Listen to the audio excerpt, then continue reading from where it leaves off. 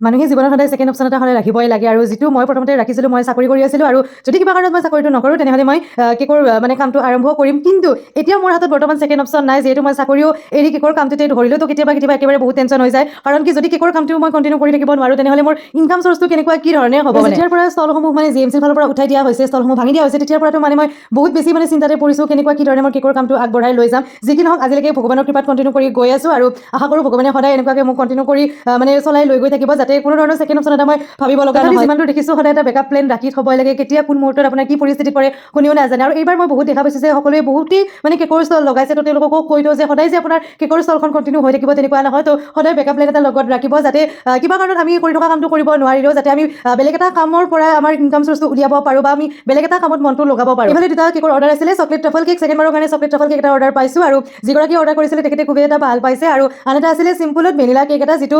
customise আছিলে মানে তেওঁলোকে ডিজাইনটো কৰি ধৰি দিছিলে আৰু এইফালে মোৰ কেক কেইটা ৰেডি হৈ গ'ল তো যদি আপোনালোকেও কেকৰ অৰ্ডাৰ কৰিব বিচাৰে তেনেহ'লে মোৰ লগত যোগাযোগ কৰিব পাৰে